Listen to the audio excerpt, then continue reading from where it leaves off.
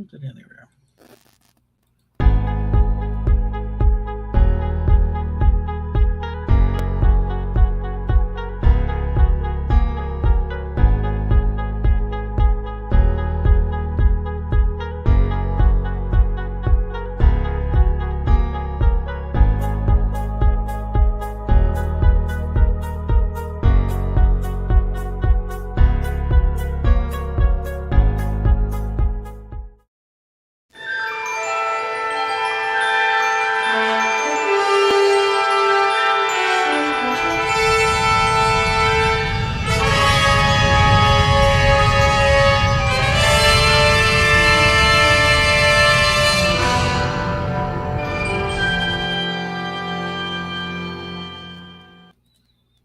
And we're at it again here. So I figured this time I'm just going to, I want to try to keep the around an hour because otherwise we're spending time talking about nothing.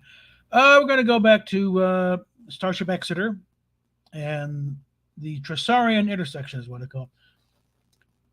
And it seemed to be the, pretty good thing of what they would have gone with if they had basically gotten the funding for more episodes. But I think things just basically just sort of fell apart after a while.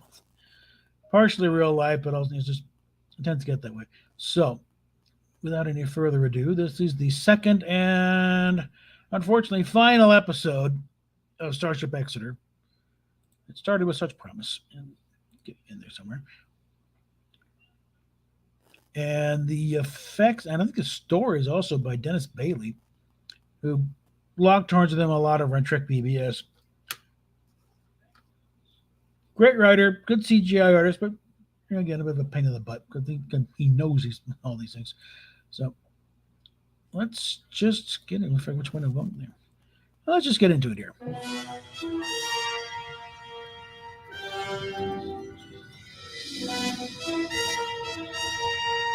It's kind of hilarious because we're about to see the bridge facing forward, and yet Dennis Bailey is one of the fields that's off kilter.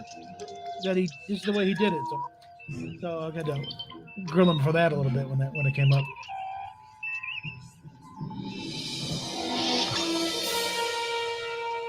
Captain on the bridge. Any contact from the USS Congo or the starbase on Corinth? Negative, Captain. There is no signal. Not even the base's automated communications beacon. Keep checking. That's the thing with this one. It's like you got a full bridge. They got the lighting down perfectly. What's causing that? Still unknown, sir. Richards?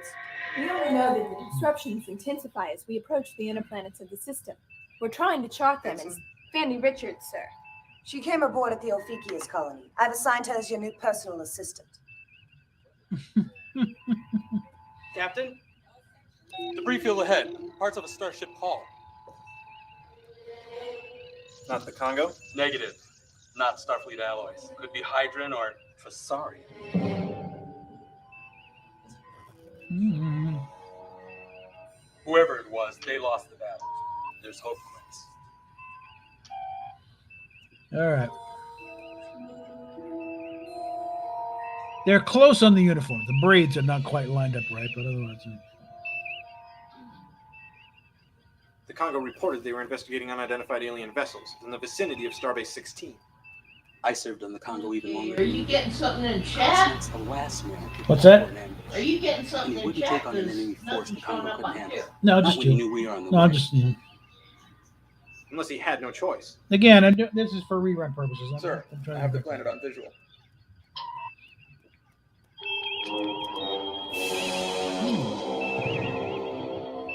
And the planet blowed up That- good. Can't be Corinth 4. It is, sir. This is impossible. This planet's geologically stable. Yeah, There's what's been left no of record of quakes or volcanic activity since it was first discovered. What we're seeing now It's is a nightmare. Life signs? indeterminate. There are over 2,000 people assigned to Starbase 16, Commander. The planet's magnetic field is in violent flux. We aren't able to get accurate surface readings, so there could be survivors. A surface party would be necessary to be certain. And for the record, Assemble no, a she's landing not party. English. She's got a Meet me in the Texas transporter brawl as room. wide as Mr. the Cuddy, plane. you have the bridge. Talking to her.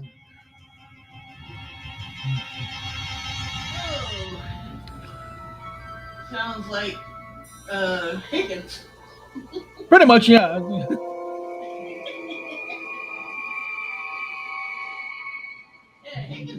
They did a real good job duplicating the transport effect. And yes, it really is raining. They hadn't planned it, but we got to shoot. Okay, it's raining on Corinth 4. We'll deal with it.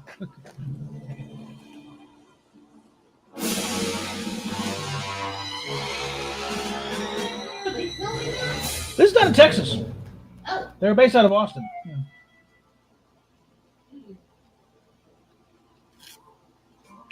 Garavik to Exeter. Exeter here. Starbase 16 is completely destroyed. Has scanning section been able to cut through this interference yet? Negative, Captain. Not around our starbase. But we are reading something to the north of your position. We have to find a survivor who can tell us what happened.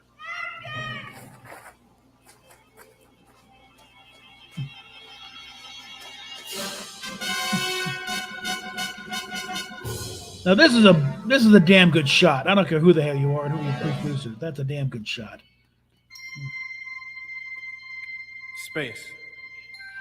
Endless. Silent. Waiting. Yeah. This is the new odyssey of the Starship Exeter. Her 5-year mission: to guard the Federation frontier, to patrol uncharted space and scout alien worlds, to brave the darkness of the last vast unknown. Borrowing a lot from the original ideas bounced around for the opening narration. So there's a bit of Roddenberry there, a little adjustment. You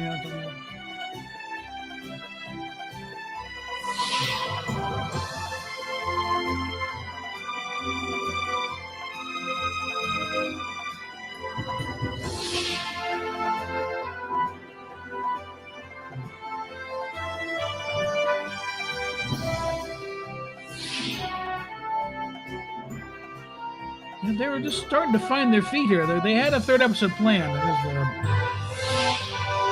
Talking about the Atlanta something or other.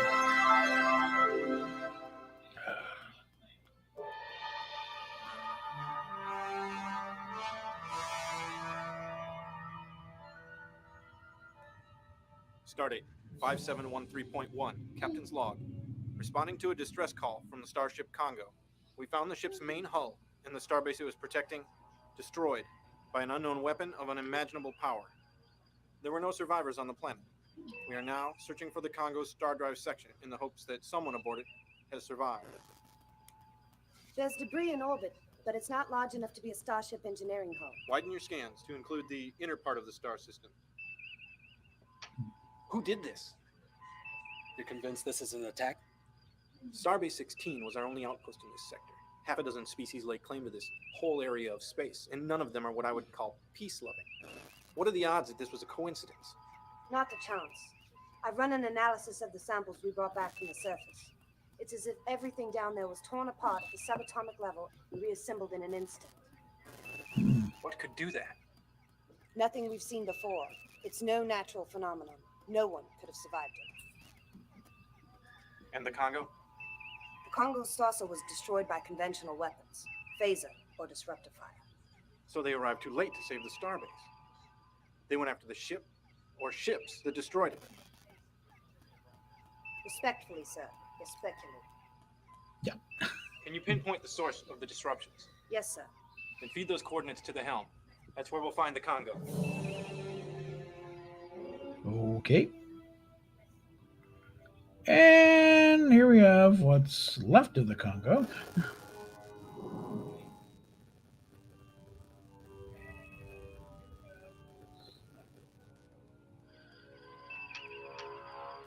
Look at that. Life signs?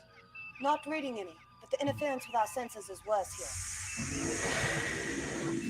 I thought these things were getting weaker. Except that we're right on top of the source. Captain, the spatial disruptions are coming from inside what's left of the Congo. Inside? How is that possible? Mr. Bafuzalek, any response to our hails? No, Captain, I am receiving no messages Lieutenant. from there. Are you ill? No, Well, my antenna. I have what you would call, I think, headache. I'm going over there. Mr. Bafuzalek, I'll need you to access the Congo's logs and data tapes, if you're up to it. Of course, sir. Have Chief Engineer Shelley and Dr. Azano meet us in the transporter room. Aye, sir. Cuddy, you're with me.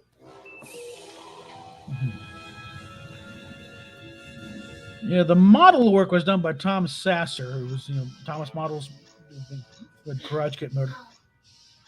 I don't know if they did the Exeter. I think that may be CGI, but some of it at least. But no, they did a lot of the sets here. This is a miniature set, believe it or not.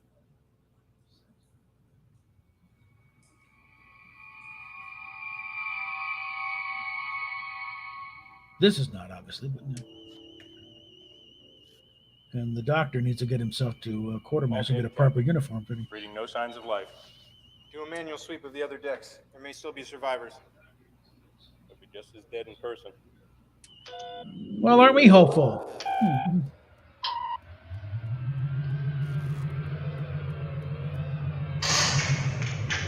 Captain, there's no way this ship can move on its own power. It's barely holding together as it is.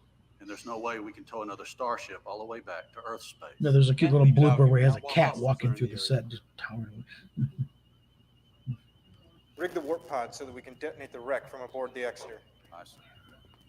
Okay. Captain, I'm reading power signs from down below. It's not Starfleet. I think it's the emergency manual monitor. This is the one set that nobody has done yet, and I always like this set because it got overlooked the whole thing. And I wish they had done it for Sergeant Continues.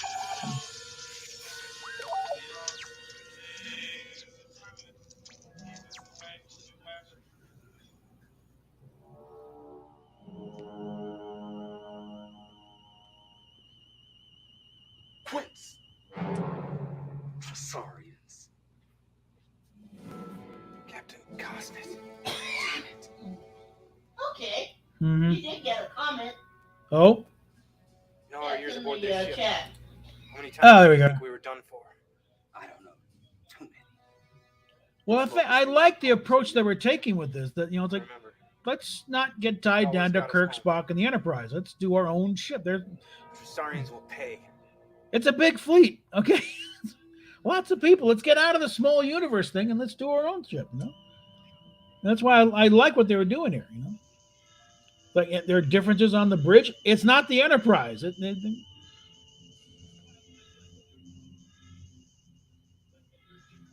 the same thing when they did the Defiant and in America Darkly. There were some subtle differences. Like the handrail is actually slightly curved. So there's a little bit different. It's like stuff you wouldn't notice and really didn't care about. So things they could get away with. Let's put it that way. I don't believe it. This is the source of the gravitational disruptions, Captain.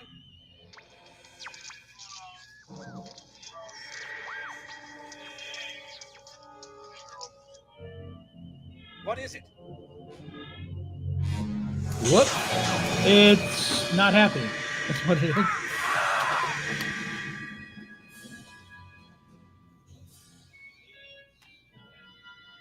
Okay. Zato to Garavik. Garavik here. Captain, the Andorian's having some kind of seizure. Beam back immediately. We'll follow. I've got another patient for you here.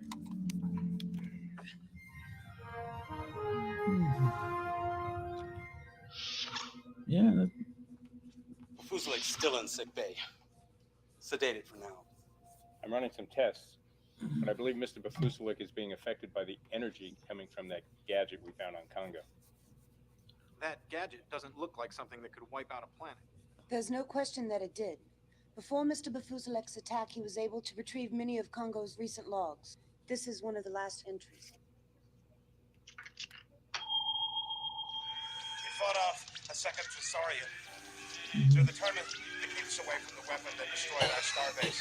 Science Officer Morgan says it's using the system's plasma as an energy source, and it'll be days before its power level drops enough for us to get a safe transporter lock on it. We have got to get it retrieved and back to Starfleet. Look at the same distortion effect they used on the original series all the time. They had figured out a way to shut it down manually, and were doing this when the Tressaurians attacked again. What do we know about the Tressaurians? Tressaurians are a bipedal reptilian species believed related to the Gorn. That's good, The Ensign. most but significant encounter to date was the so-called Tengaro incident, in which Tressaurians fired upon and disabled an unarmed Federation transport. Among the survivors was current commander of this vessel, then cadet, John Quincy Garrett. Ensign Richards! I'm asking what we know about the disposition of Tressaurian forces in this sector. Yes, let him finish his sentence. Anyone?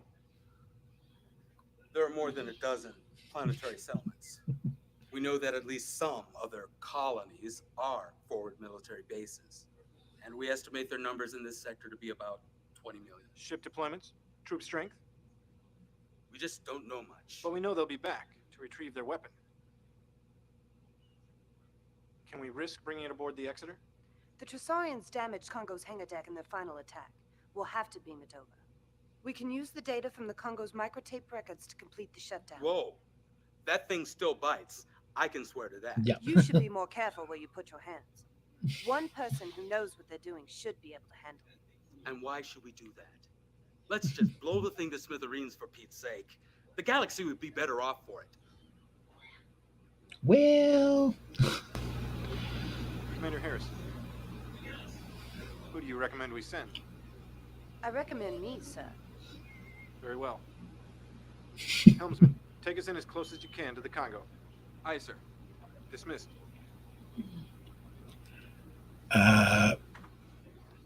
Quince, have you gotten little nuts here?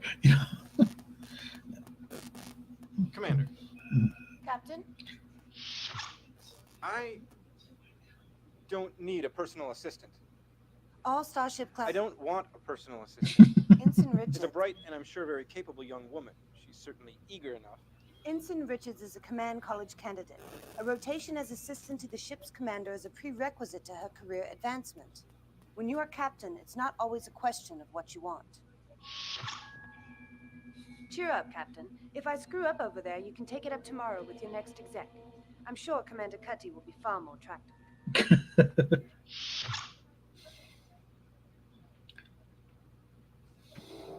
Joe, if you screw up, we may not see tomorrow.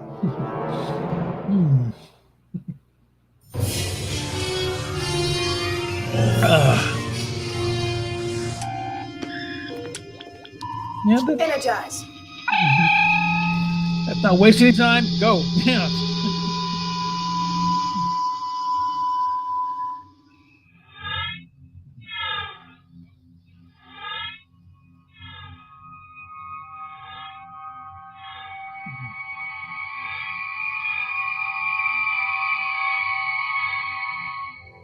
Okay.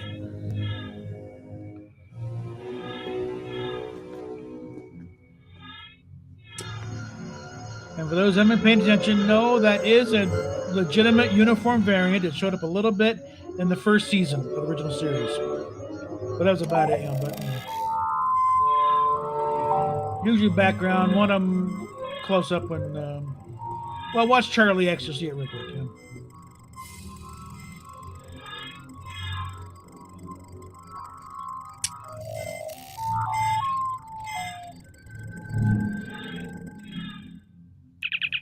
Harris to Exeter. I'm going to initiate shutdown of the device. Acknowledge. My Good luck. posture here. Whoopsie.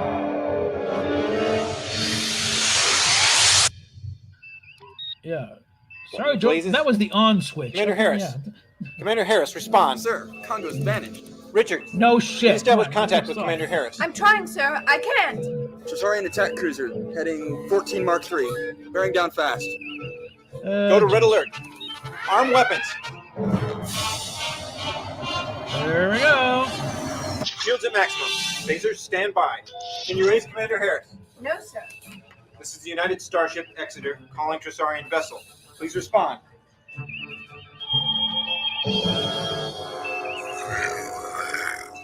You are in violation of our space. Withdraw or be destroyed. This sector is recognized as neutral territory under the terms of the Treaty of Axanar. We are currently investigating the destruction of one of our outposts. Put it all up there. Yep. Nothing on Tengaro.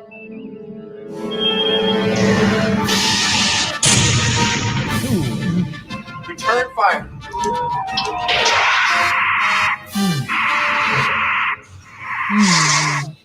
Hit on their midsection. Helm, evasive. Keep us within transporter range of the Congo's last position.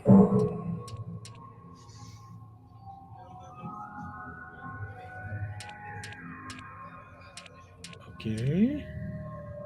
Not a problem. There's all about halfway through. Okay, now she probably off switch.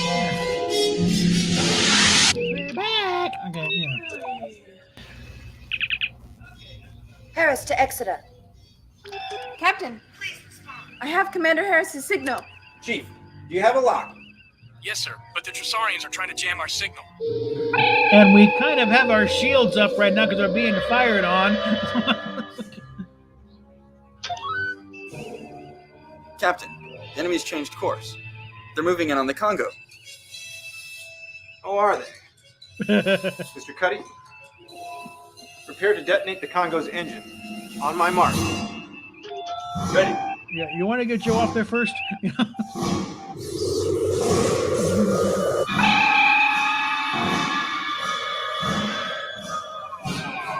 There we go. Oh, well, that's timely. Captain, Commander Harris is aboard. Now.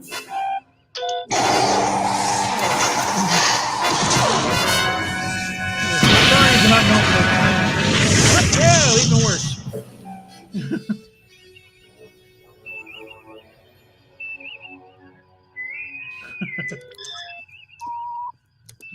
Go. Harris here, Captain. The weapon is secured. Except that it's not a weapon and I don't think it's Tressaurian. Explain.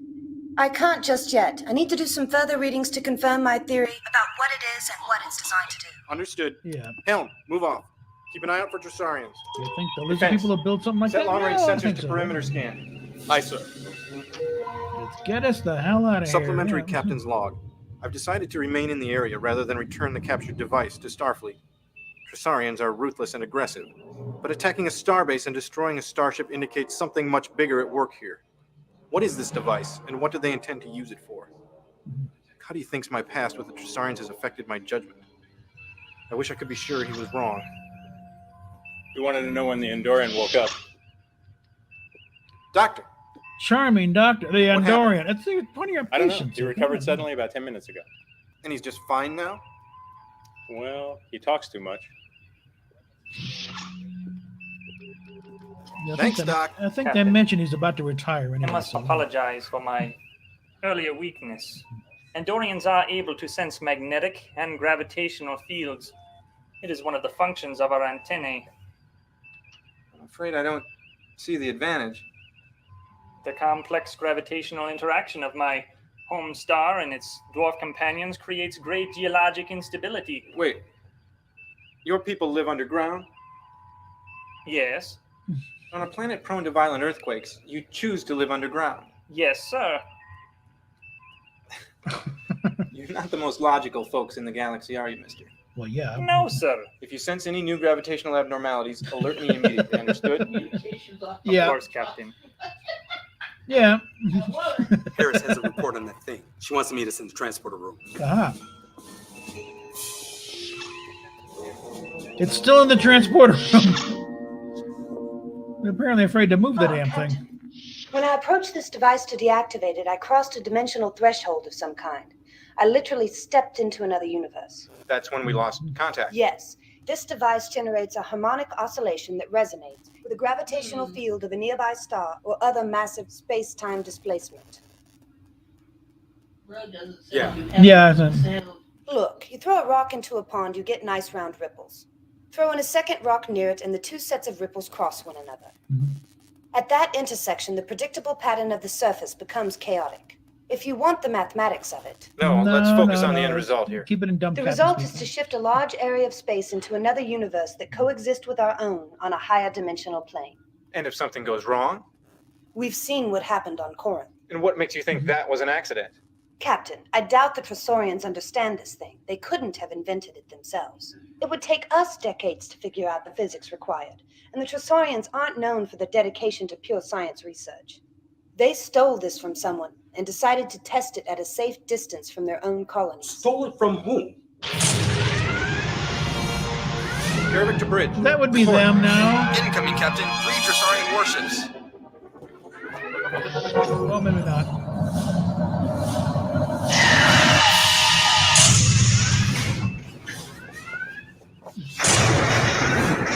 Yeah. Bring shields to full power. They got the camera About shaking good. I 22 Mark III. like the yes. Action. Things are happening. Okay.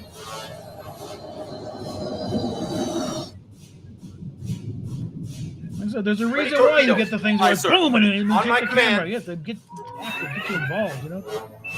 Fire!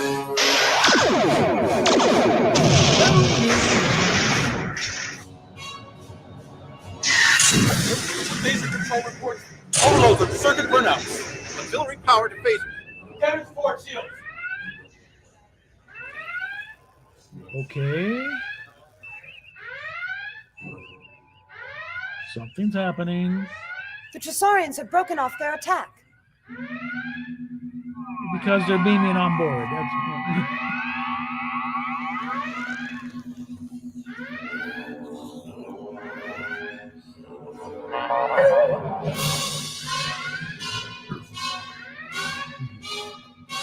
oopsie.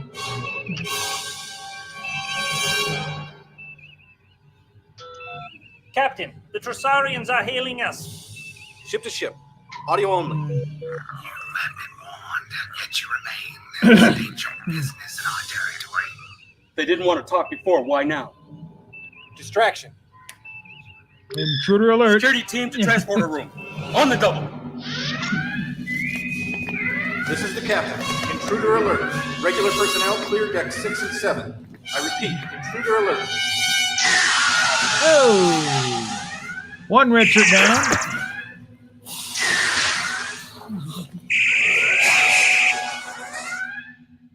Okay. We'll leave when we've determined what happened to our starbase.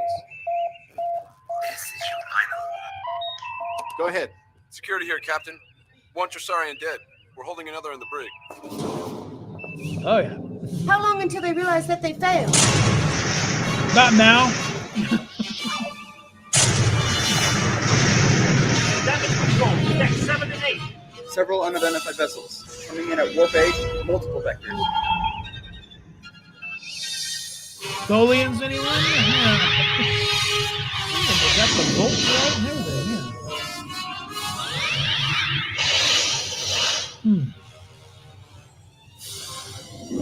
Oh, dear.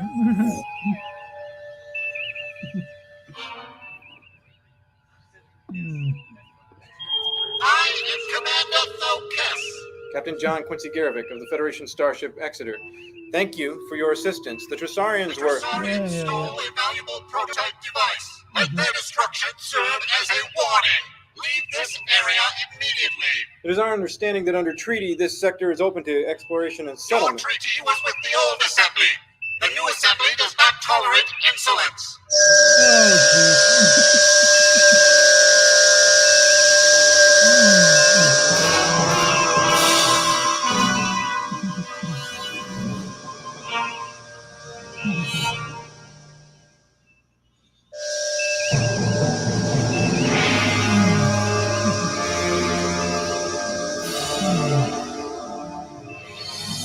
Ow. The destruction of the Tressaurians and our prototype, this matter is resolved.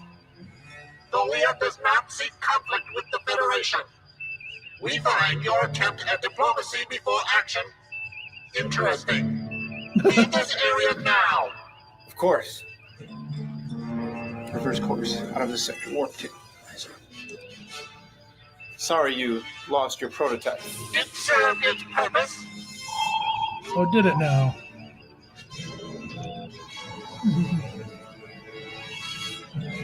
Harris, track those ships. I want to know where they go from here. Captain? He called it a prototype. Prototype of what? Track them from beyond the edge of their sensor range and feed the coordinates to the helm. I'll be in security. You have the bridge. Yes, sir. Captain, we don't know much about the Tholians. I'm not sure what the sensor range of their ships is. I have faith in your powers of scientific deduction, Commander. If you get us all blown up, I'll be very disappointed. Okay. Yep.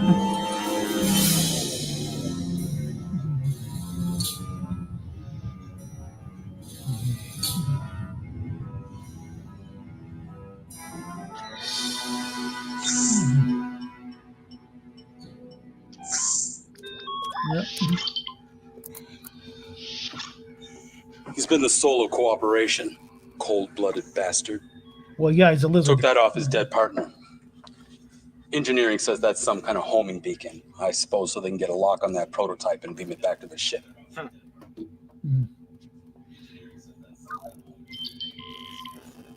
Well, that's another thing that hasn't gone your way. The Tholians destroyed both your ships. Took them about 6 seconds. We have the right to defend our territory. By destroying a starbase and killing thousands of people? Your starbase was unimportant. A necessary sacrifice. We protect what is ours. By stealing from the Tholians? They are the thieves. They plot to steal our space. We'll grind the bones of every Tholian in the quadrant to dust before we surrender a parsec. Captain Gedimick.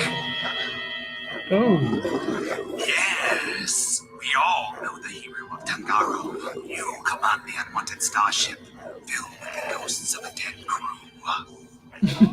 We should have killed you at Tangaro and spared you the shame. That's enough of that. Charming. Do Tholians even have bones?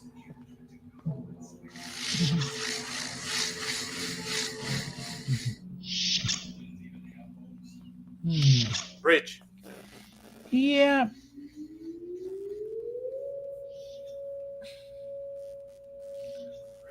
You've never talked about Tangaro. You suppose there's a reason?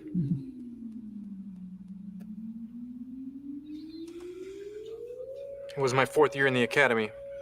My class was outward bound on a Starfleet transport. We were headed for survival training. The Tressaurians fired on us. We evacuated in lifeboats. Some of us made it to a planet that wasn't on the charts. Tangaro. I was the senior surviving cadet. I organized the settlement and reassured the civilian passengers that Starfleet would find us in a few days or weeks. But you were stranded for 2 years. Ooh. My uncle died on Tycho during that time. And Beth? She gave me up for dead. Married some guy in the merchant service. We've tracked the Tholians to the red giant star system ahead. There's your backstory There's of a lot of how he activity connects near with the Captain primary. Garvik on the Exeter. Can we get closer? No, not the Not Exeter, without the, them spotting us. The Farragut. Long-range sensors, then. Full magnification.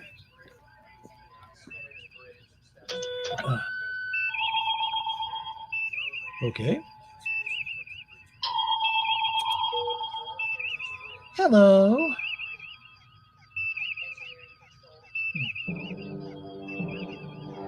What in the name of God? Same as the prototype, only millions of times more powerful. The Tholian device is consuming that entire star as an energy source. I estimate it has the power to shift this entire sector of space into another universe.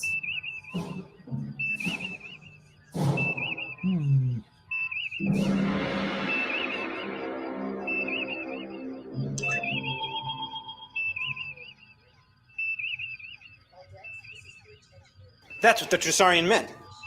By stealing space. Tholians think of us as a nuisance, always trespassing in their territory. So they'll shift their territory right into another universe. That other dimension did seem just like the kind of place to suit them. But we've seen what it does. We have to destroy it before it can be used. Captain, even if our weapons will have an effect on the device, the prototype interfered with our sensors when we were within millions of kilometers of it. Imagine that effect multiplied thousands of times. Keep probing with long-range sensors. Learn everything you can. Find me a way, Commander. I think it's also matched the look, even though, you know, kind of you figure what they could have done back then if they had This the time is and the money. suicide. You know? And for what? We have no other bases in this sector. How many Tressaurians in this sector, Cuddy? You estimated 20 million. And why do you care after what they've done? Well, I don't have time for this, Cuddy.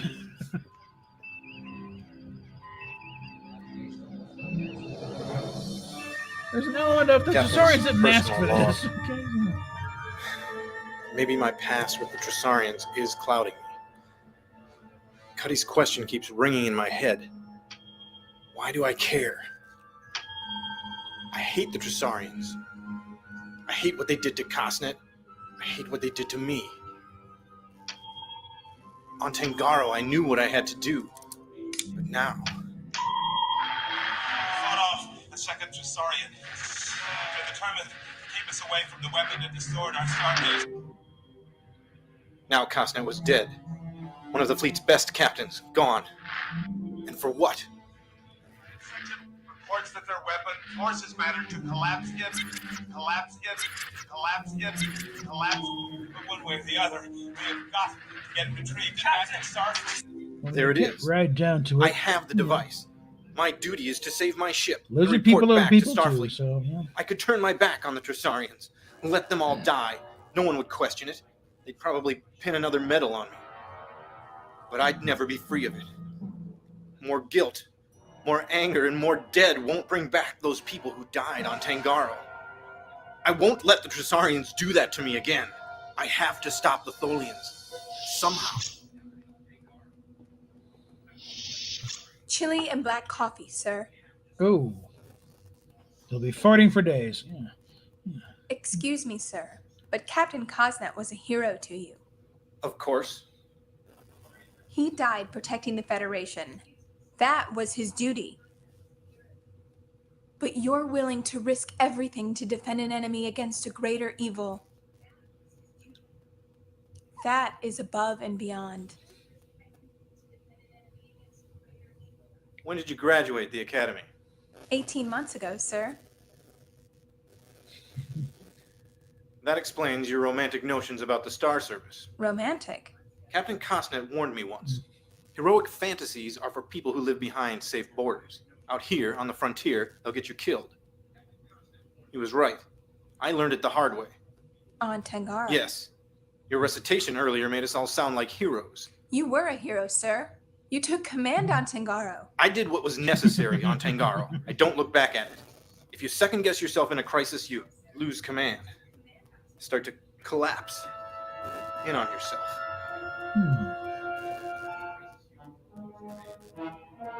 That's it. Okay. Forces matter to collapse in, collapse in. What the? Yeah. Okay.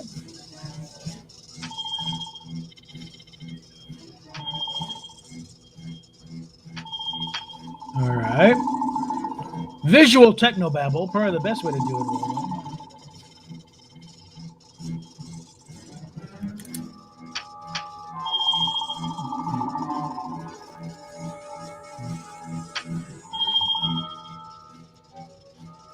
Okay. And thing go boom. This is the captain. All decks, condition alert. All decks, condition alert. Commander Harris. Harris. I'm on my way to the bridge. I've got it. We're going to destroy that thing out there. But what about your chili? You said the Tholian machine and the prototype both work by amplifying and distorting local gravitational fields. An oversimplification, sir, but essentially correct. What would happen if we activated the prototype and beamed it directly into the heart of that thing out there? Oh. Interesting. The harmonic interference would probably create a gravitational vortex. It certainly would destroy both devices. Certainly destroy. Sounds promising. There are two problems. First, the proximity of the red giant. All the mass out there potentially could be sucked into the vortex, creating a black hole singularity. A calculated risk. Second problem? Getting within transporter range. Our navigational sensors will be useless within millions of kilometers of the device. Ooh. We don't need sensors. All we need is a compass. My first assignment was helm control. I could pilot us in. I can sense our approach to the power source. You mean the closer we are, the more excruciating the pain? Precisely. It could kill you. Or at least make for a very bad day. Yeah. Stations, everyone. Fuselek? Aye, sir. There are at least a dozen Tholian ships swarming around that thing out there. We have to distract them. Okay. I have an idea.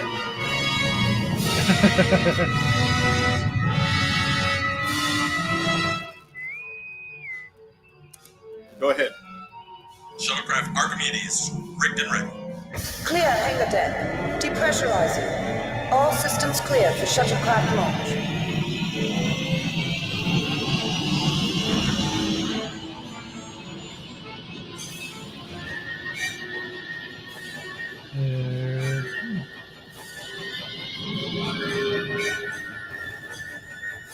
Shuttle launch sequence complete.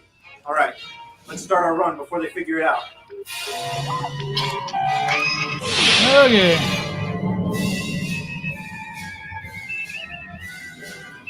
Banzai. Captain, contact with the Tholian gravity wave in 4, 3, 2, 1. Yep.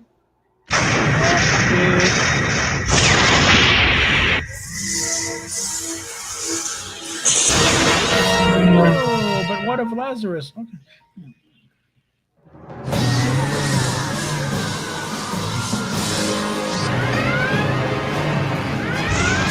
Engage stabilizer!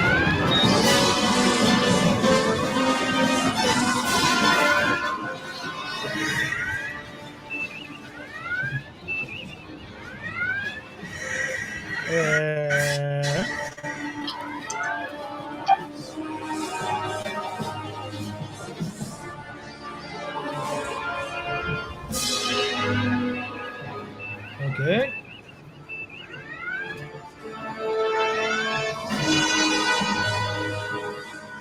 And we'll see what Bafuzelek's top pain tolerance is like. We need that diversion now. Cuddy. Cuddy here. Shuttlecraft is on course. Ready airplanes. Commander? Yes, sir.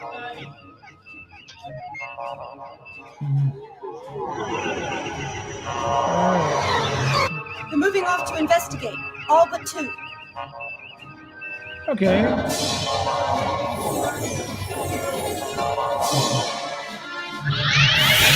Well, that's not very exploding.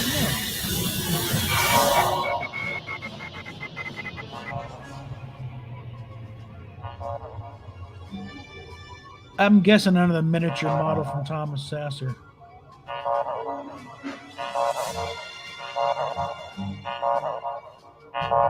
Oh yeah, that little toy they got from the yeah.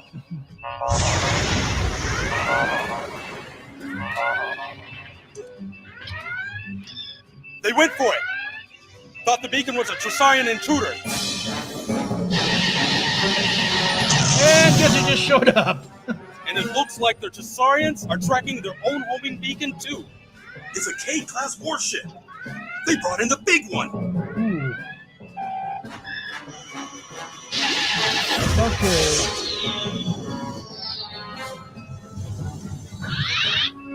Now's our chance, Lieutenant. Full ahead.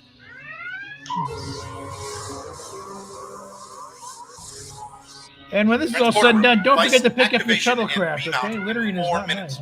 Mark. Aye, sir. Oh, One yeah. of the remaining ships is hailing us. On screen. You have violated protected space. Leave immediately. Regret we cannot comply. I suggest you pursue a diplomatic remedy, Commander. We will destroy your ship if you do not. File a complaint with the Federation Council. Insolence will not be tolerated.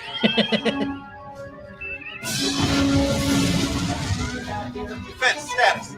Hit on starboard warp pod. We return fire. Negative. Too much sensor interference. That's it. We're only trying to return your prototype. Yeah.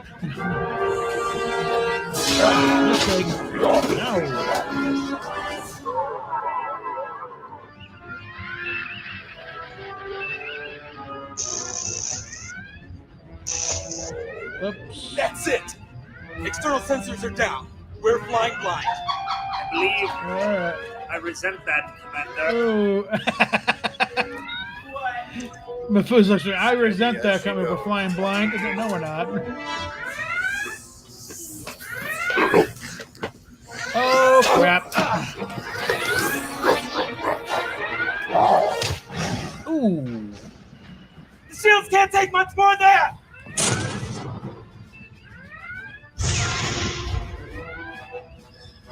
Hear him at the transporter room.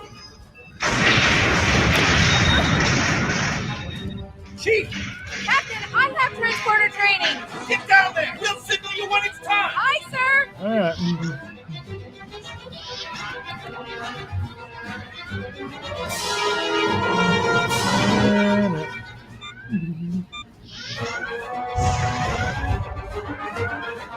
Okay, if they did the left, just around the corner there, and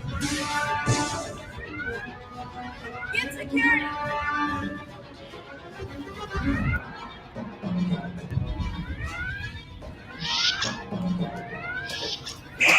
whoops.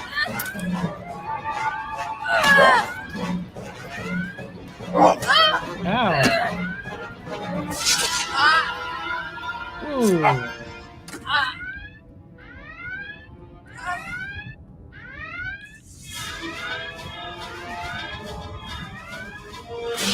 Okay. 5, 4, 3, 2, 1. Bridge to transporter room. Energize now. I repeat, energize now. Oh boy.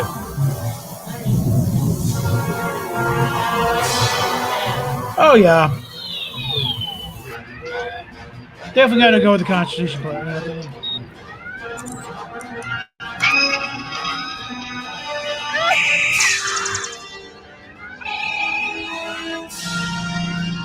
Bye. Internal sensors indicate that the transporter's been activated. Lieutenant, get us out of here.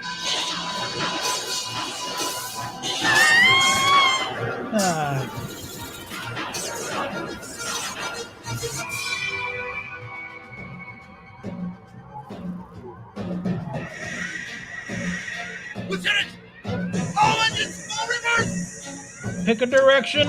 Both. Go.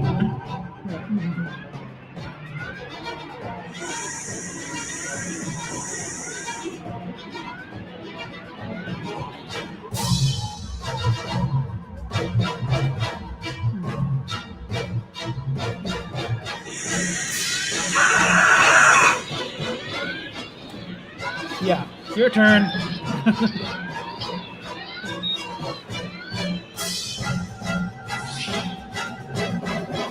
Yep.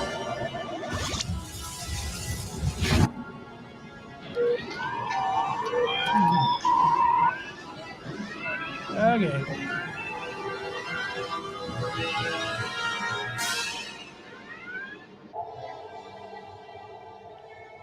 And like she said, black hole.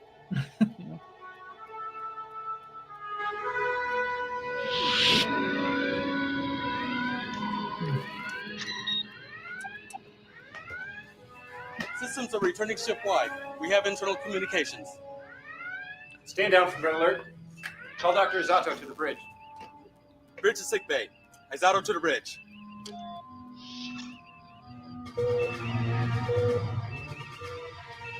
We're not quite Captain, through yet. Tressaurian warship approaching.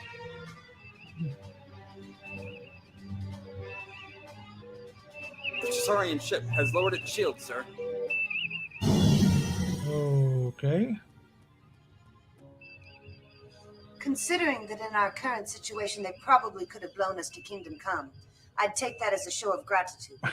I think you've just scored a diplomatic victory, Captain. I'll sleep better knowing that. Hell, get us out of Tholian, Tressaurian, whose ever space we're in. Mr. Cuddy, damage report. Casualties? 3 thus far, but Quince.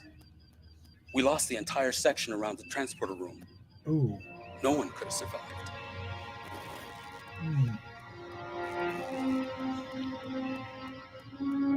Well, I don't know. I think because like Harris could, wouldn't have worked without her. She would have done a stuff here. And it makes sense that the captain would be the next one. If the Hound drops, Kem's gonna jump in there.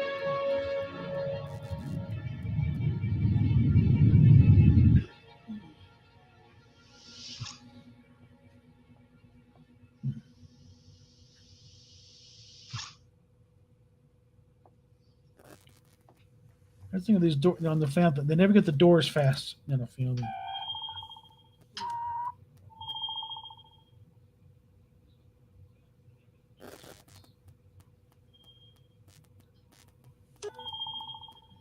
Dear Mr. and Mrs. Richards, I don't know when my letter will reach you. There's subspace time lag. And I'm sure Vandy has told you how unreliable mail relay is here on the frontier. I know Starfleet will have informed you of your daughter's sacrifice. I know, too, that my words can bring you little comfort in your grief. The only consolation I can offer is that her shipmates knew her as a fine officer, outstanding in the performance of her duties aboard the Exeter. Only a little annoying, but But military tradition reserves our highest honors for those who sacrifice themselves above and beyond the call of duty. This Vandy did. Her actions saved this ship, this crew, and countless innocent lives.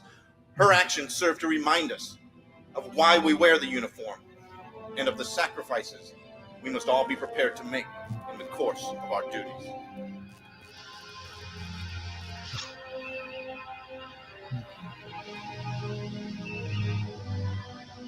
no, I'd say she definitely earned a Medal of Honor nomination there.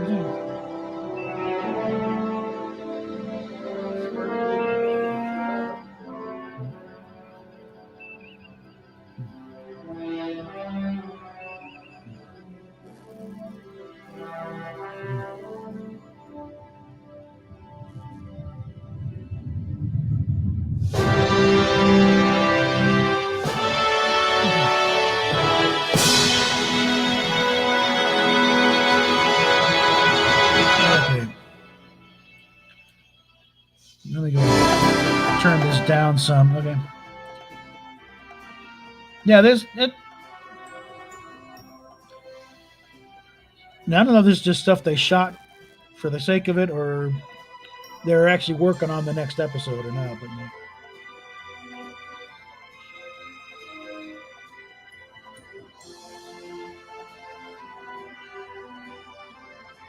yeah, that's from Savage Empire right there.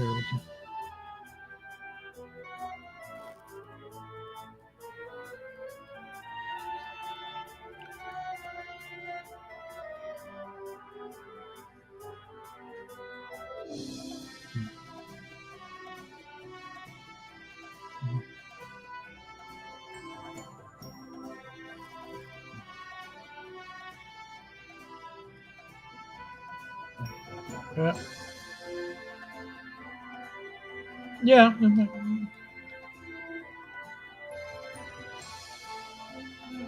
Yeah, I still said now that shot right there of the hood saucer section is like the Congo rather. I don't know what the hell that is, but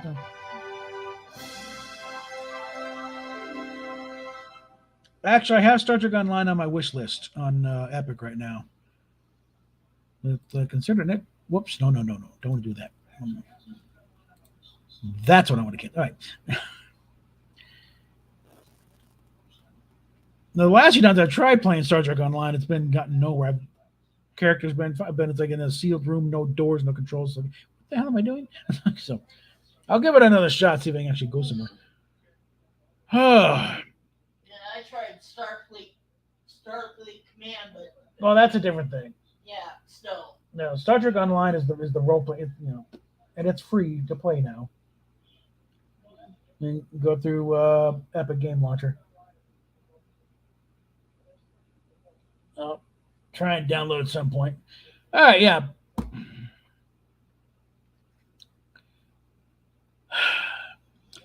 Definitely pre-guideline thing. But it's like, but like I said, that one,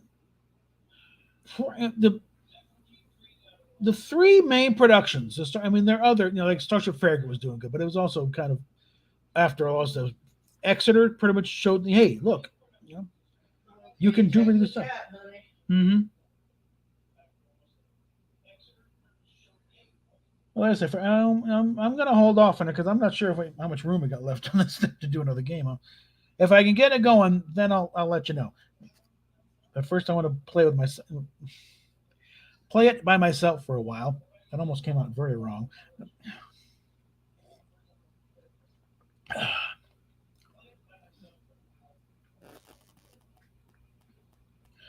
No, that was their own sets. They built their own sets down there, and they are now currently, at least the ones that survived, are currently with Starship Ajax. It's was in Oklahoma City, now they're in Little Rock. Unfortunately, the storage capability was not quite there, and the bridge had to be largely rebuilt. There's a lot of it had rotted because it's kind of open air storage and they got rained on. So I don't know how much of the corridor stuff made it either.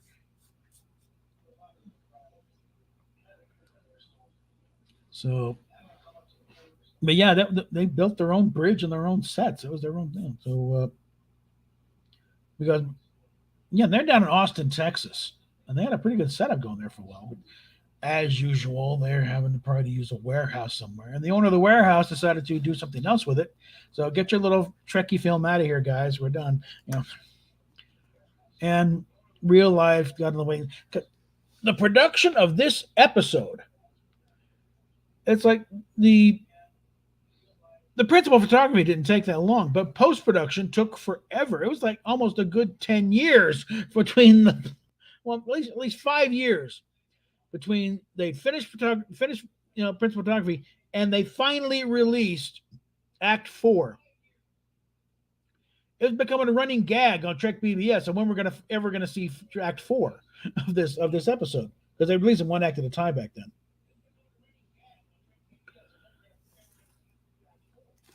So I think they knew, in search of Act 4 of Tressaurian second intersection. But I think there was, partly was a lot of lessons learned there in that episode. All the fan film guys, I think, is that this is what you can do. You're not bound up by just Spock and Kirk and the Enterprise, and do your own characters, do your own ship, and also get it out in a timely fashion too. In concept, you get what's done. You get Act 1 done, get it out. But if something happens, real life gets in the way. And I haven't gotten to around. I haven't been that far north ever. I mean, take that back. I did a layover at JFK once on the way to England. So technically I was in New York for maybe a couple hours. Not that much. I didn't have much time to look around. I was hoping some layup time to. But nope. I was like, you get off the plane? Yeah, you're connecting flight to London to London. Yeah, I got about 20 minutes ago. Okay, fine. So a nice view of the city from the plane. The thing that was on the Statue of Liberty, the World Trade Center. Off we go. And somehow I wound up over Cape Cod. Flying north and off to England. This is back in '85. But I do want to, one thing is the Ticonderoga set, they're like $22 to get in. It's a licensed, tour. You got to pay to see it. And from what I've seen of videos where like Doug Drexler's playing tour guide, these are idealized museum qualities. Everything's all finished off, all the four walls and the and sound effects piped in. It's a very immersive experience. The layout is, I assume, close to the way it was on the Stage 9, but it's like in those individual rooms, you're on the ship. So I'd like to think I have had a truer experience of what it was like being on the Kingsland sets, because they're not all finished. You got a wall missing from there. You got light, not all the lights are there in the room. Not all the switches are there because the switches are currently on the bridge. They only had a certain number and the intercom thing. They didn't have enough for every set to be able all the time. So that you using the set, okay, get all your intercom. And like chairs, it's like they only had like 8 or 9 of those Burke chairs with the pads on them. And so most of them are on the bridge. And if you're not going to leave them you're not going to have enough. I think the original thing was they got them from Herb Solo's dinette set or patio set. But I put something in the chat with regards to what happened to your computer. Yeah, I saw that. Yeah. Now I do want to resurrect my old computer because that one was a very HP, had a touch screen, good speed. Ran Fortnite with a whole lot of problem. I was able even to turn the shadows on at one point on Fortnite. That takes a lot of thing. It'd probably take a total root canal and just don't gut it and rebuild it. But I do want to rebuild that one of these days. Way down the road, probably after I get my Social Security check, But anyway, no, it's like if you want a real experience of what it was like to be on Stage 9 when the show was going on, go to Kingsland. For one thing, during those fan appreciation, it's free. So right there. And Kingsland's a very nice town. Plenty of little hotels around, some restaurants. It's a medium-sized town. It's not like it's some they got major hotels there. They got I was in a Motel 6. I think they're a Red Roof down there. They got a Holiday Inn. They got some decent. There's a Navy base nearby. Okay, so they got a Yeah, it's in the next town over. Yeah, Kingsland, St. Mary's are it's a nice little area, and they do appreciate when the Star Trek production stuff because hey they bring money to town. And Vic is usually down there, and they'll bring somebody else. I was there twice. When the second time, Bijo and John and Beezer Trimble were there, so finally got to meet her in person. Actually, got a hug. You were there a total of 3 times. One with me, and then the other 2 times by yourself, I think. Well, I'm talking days. Yeah, I'm not talking separate trips to it. If we're gonna do that, I went the first time, first weekend I went there went there like 5 times or something like that. Yeah, it's a working set. They're still using those sets to this day for fan films, because the Ticonderoga sets, they're no longer open for business as far as using as production. It's now a museum. Oh, Vic is managing. I mean, the lawsuit is going on, but he's holding on. They're still going on. He's managed to get work somehow. They haven't completely shut him out.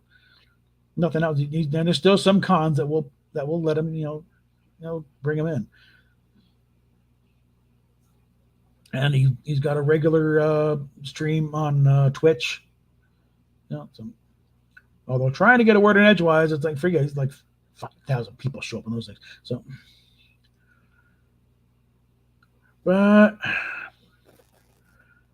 no, Vic has got his lawyer. He'll come out on this fine. Okay. And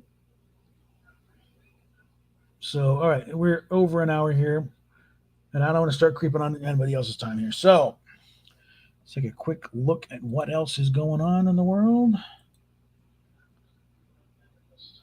Let's see. Mission Log Live just started about 12 minutes ago. They're talking Picard and Discovery. So that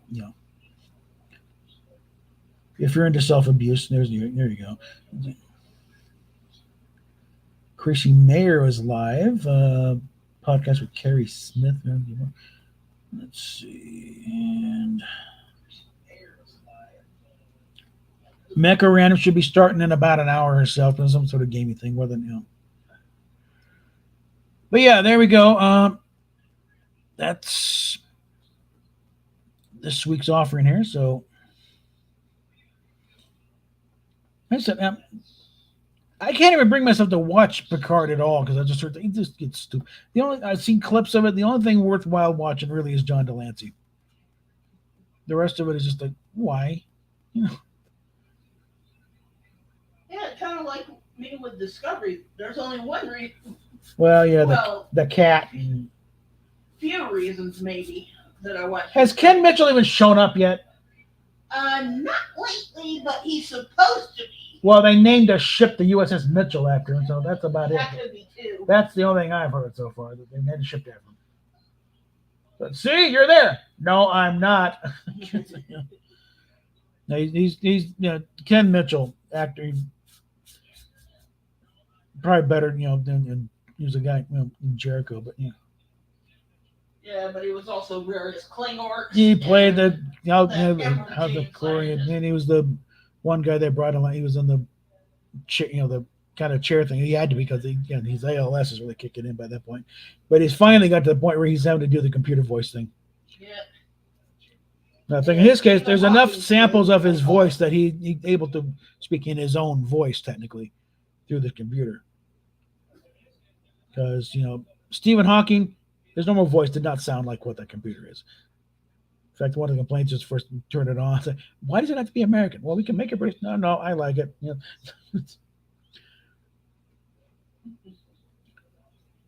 that's the thing with Doug and the Akutas. There, it's like, okay, at least it looks like Star Trek. Okay, that's the one thing there. At least they got the look right or close to it.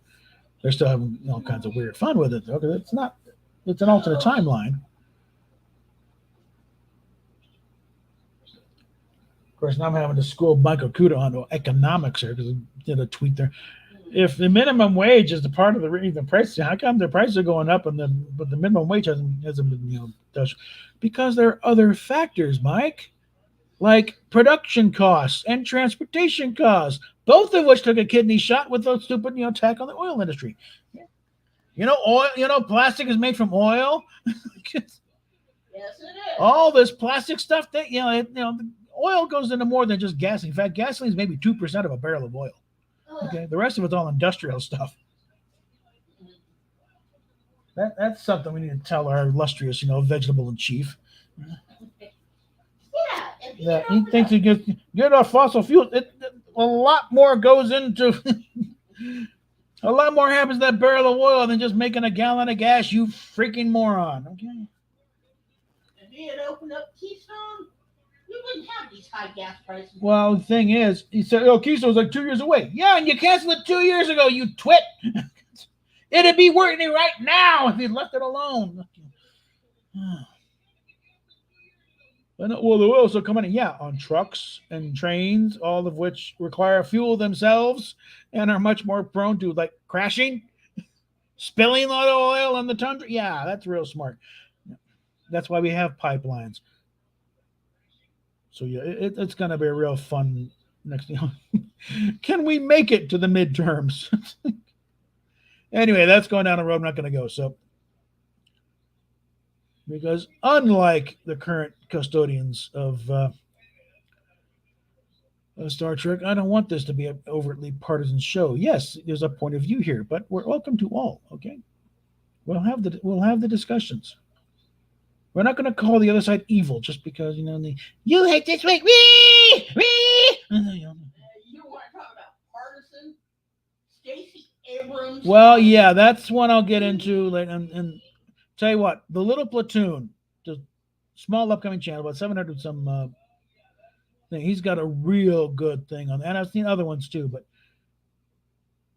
but basically the whole you hear the argument, Star Trek's always been political. Yes and no. It's been political in that they had a point of view. And there were things but they never were partisan. They always had also, and that's why old Trek, and this goes from the original series through to Enterprise. You have fans of the entire spectrum: conservative, liberal, socialist, communist, whatever, libertarian. Everybody, you'll find Star Trek fans. And now, current things have done well. It's like with Stephen Moffat talking about, with Doctor Who. You have to be for everybody. You can't be the left wing show or the right wing show. You have to be everything. And the Doctor, up until recently, has always been everybody. He's whatever you were, that's the Doctor. You're a hardcore revolutionary, so's the Doctor. You want to, supply side economist, and that, so's the Doctor. He's all things to all people type of thing. He's he's a peaceful man. He's always looking for a fight. He is pacifist out the wazoo, but works for a military organization. Didn't they have an episode of Doctor Who where Mark Shepard played, what was it, Nixon or something? No, one of Nixon's assistants. Okay. He was in there, but he wasn't as Nixon. He was an associate of Nixon. And they snuck in the back that he was gay. So, well, congratulations. But it's the thing. It's like, well, compared to right now, what the Orville does. Seth MacFarlane's as liberal as as left wing as they come. He endorsed Bernie Sanders, but the way they approach these issues on the show, it's the same way they did and Seth gets it. That's why when he said in an interview with Hollywood Reporter several years ago that he wanted to do Star Trek, and the way and his answers, yes, he understands it. He knows what give him, and he did go into pitch, and I'm assuming that his pitch was essentially the Orville. It would have been Star Trek Orville, a lower rank ship, and he you want to do these issues, but you elevate it above the present day politics. So you get the basic morals of the issue. You're not mired down in present day policies. You're actually going for, what is the overall moral issue here? Where can we find common ground and maybe work it out, Because Star Trek was always very inclusive, and Roddenberry was trying to get above. Petty politics was a dirty word to him. And petty nationalism, he said, in his speech, we should be able to figure this out ourselves. We are human beings. We are clever. We are smart. We did all kinds of wonderful things. We don't have to be killing each other all the damn time. Yeah, it was, when even talking, the closest they really got political, was in, not to pull this out, it was a private little war, was pretty explicitly a reference to the Vietnam War, and they even one time they brought it up in the episode. Remember the Asian brush wars, the mid 20th century, two great powers like Klingons and ourselves. That's the closest you got to directly referencing the war. Actually, they have a date. I think it's somewhere in June. They're finally open.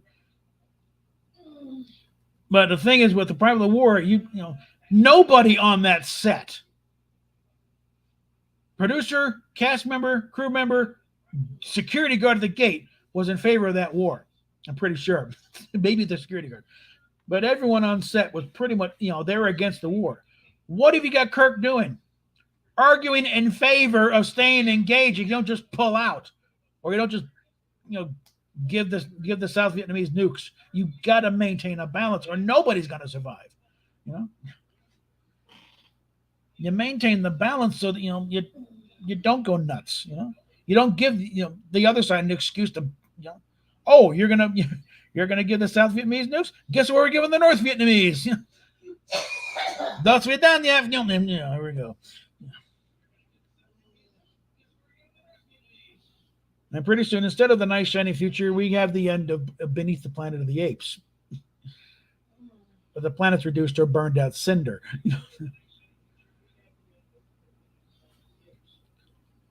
But yeah, and the whole thing about trying, Stacey Abrams showing up on Discovery, that would, I think, have absolutely outraged Roddenberry.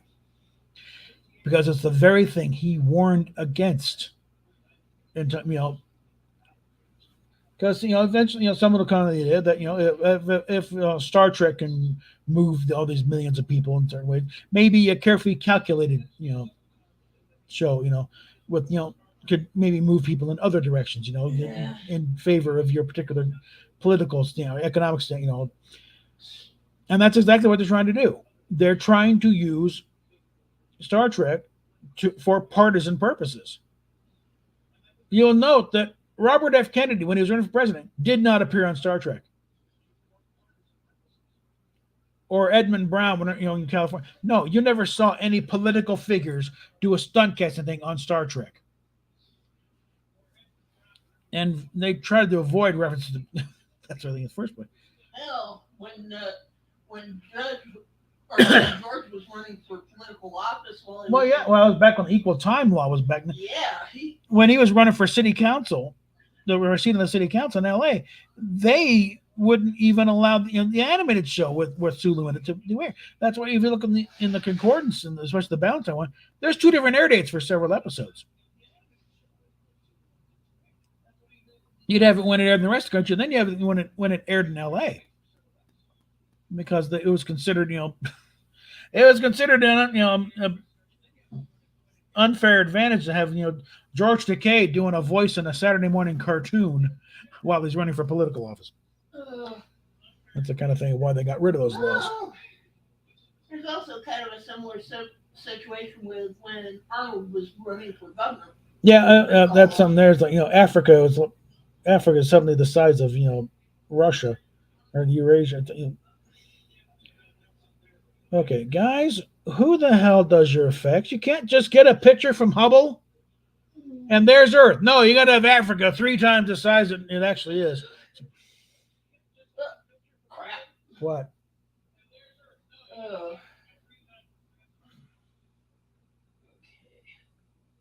Yeah, Major Grin's got a video on that. It's like, who are you trying to prove? All right, we're losing people, so it's